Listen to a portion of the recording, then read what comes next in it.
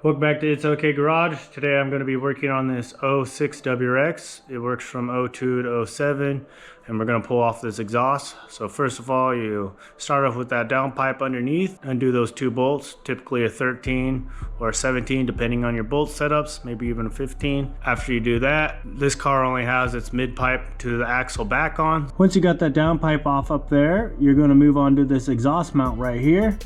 The best way to do that is either with a flathead screwdriver to kind of pry it off, or a crowbar. And then after you do that one, you have this one right here. Same thing, take a pry bar, kind of come in like this, pry it off the best you can, something along those lines. Then you got these two right here.